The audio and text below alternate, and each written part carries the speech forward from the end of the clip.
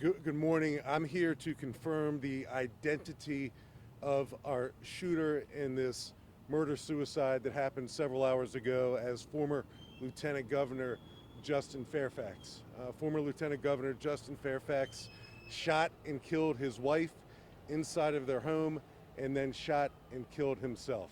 I think you have the rest of the details that Captain Cosgriff gave earlier this morning, so I'm just going to pause right here and answer any of your questions to the best of my ability right now. I can just tell you, and then I'll go to Drew first, that this has been an ongoing domestic dispute surrounding what seems to be a complicated or messy divorce. So, Drew. And Chief, that was going to be my question. Can you elaborate on what the investigation has revealed about the status of their marriage? Of course, the kids are what everybody's thinking about, I think, too, in this as well. So far, what we know is probably what you all know, and I don't think it's a secret that there's been a divorce proceedings that have been ongoing. From what I understand in this early stage, former Lieutenant Governor Fairfax was recently served some paperwork associated with an upcoming court proceeding that apparently led to this incident last night. Both of their children, teenagers, the boys older than the girl, were in the house when it happened. So that's horrible news for the family. Certainly a traumatic event for those children to live through. But we know that it all kind of culminated last night when Justin Fairfax shot several times, and killed his wife, ran to a different part of the home, and then killed himself with the same firearm. I know you just got on scene, but from your briefing, what do you know about the scene inside? What is... So it seems like, and I know I'm competing with some school buses here. It seems like the murder took place in the basement. It's described to me as a unfinished basement in the home. At some point after Justin shot and killed his wife, he runs upstairs in the home and into the primary bedroom apparently, and shoots and kills himself. Have you had any previous domestic calls to this location? So we checked on that. The question is, have we had any previous domestic or calls for service to this location? In January of this year, Mr. Fairfax calls the police and alleges that his wife assaulted him. We responded to that scene. There are several cameras set up inside the house. Apparently, Mrs. Fairfax, at some point during these divorce proceedings, set up a lot of cameras inside the home. We reviewed those cameras, and we corroborated that the alleged assault never occurred. So there was no arrest made. There was a report written, but the allegation that Mr. Fairfax made in January that Mrs. Fairfax assaulted him was proven to be untrue. Does the nature of who's involved here, like how does that play into an investigation? Certainly this is a high-profile family.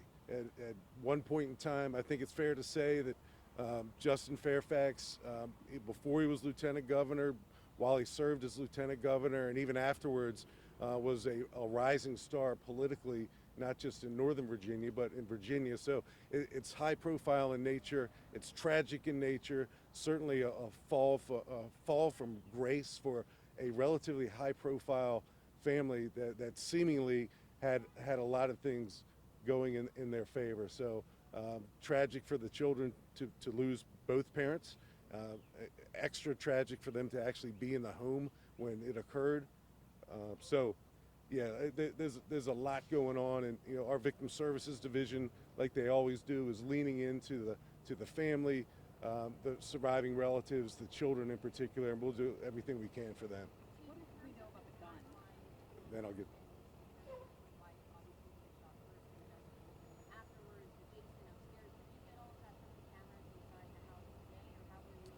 So our detectives have gathered that. Certainly there's enough cameras inside the home that we're able to corroborate some of that. But one of the children was the 911 caller just after midnight. So he described some things to us as well that we've since corroborated. And I think I heard one question about what do we know about the gun. I don't know anything about the gun yet.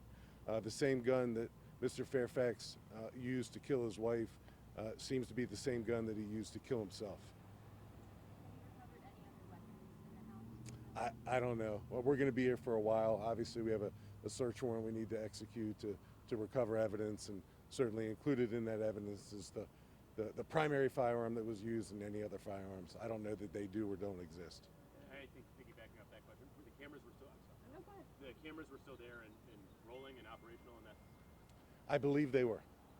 I believe they were. Okay, so he had set up the cameras in, well, we don't know who set up the cameras. She.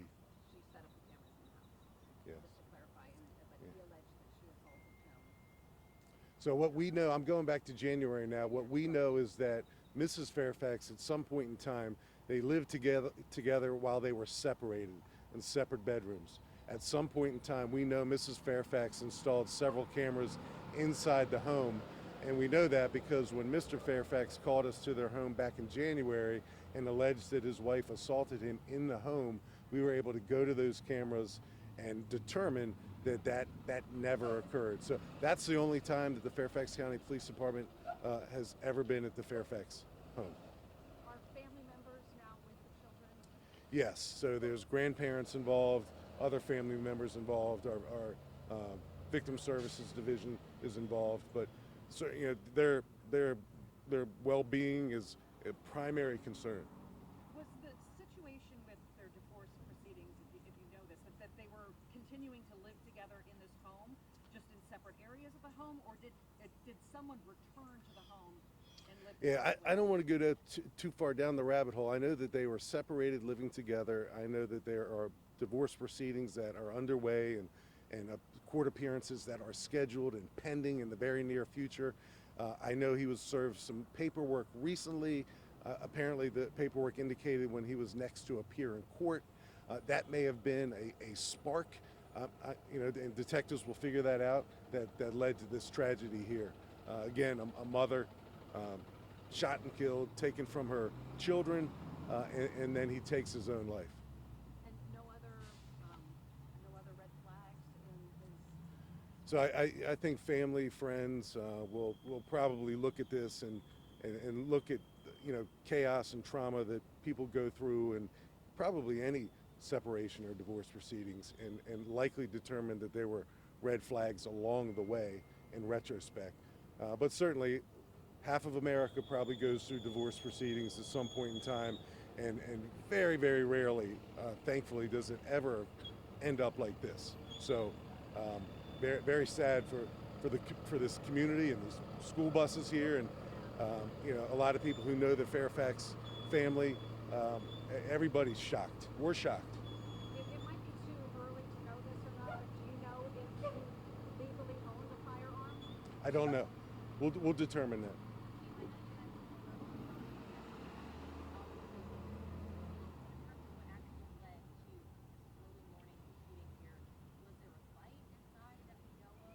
Yeah. The only thing I'm going to surmise before I get myself in trouble with detectives is that we know that recently Mr. Fairfax was served some type of paperwork indicating when he was scheduled to next appear in court for the ongoing divorce proceedings. So I guess that is something that we're looking at as something that may have led to whatever happened last night, that led to the murder of a mother and a wife and a suicide.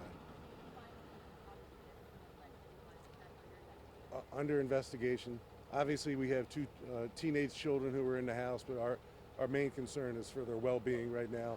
They are interacting with us, and certainly the son was the one who called 911 during a very chaotic situation, and I can only imagine. Do you know if he was still holding some kind of public position, or what his employment was at this time? I know Mr. Fairfax is or was an attorney. I know he returned to practice law after he served as lieutenant governor for Virginia. I otherwise don't know exactly what he was doing with his employment or his law practice. And this was around midnight? Just after midnight, just a few minutes after midnight. Did the 911 call come after Mr. Fairfax shot himself, or was there a window in there? If there was a window, Drew, it was a very short window. So I think it all kind of happened at once. Obviously, the wife is shot and killed before Mr. Fairfax takes his own life. I think it was all at once. There wasn't a pause. There was never a moment where someone was holed up in a room or cops were here and it was a bear. It all happened pretty spontaneously. What was the resolution of his false claim against his wife? Did that just kind of end? Was he cited for making a false report? Or? No, he wasn't. There's a high bar to charge someone with making a false report. So, but our police officers, patrol officers investigated. They were able to corroborate that it didn't occur back in January, so no files or charges, but a police report was written.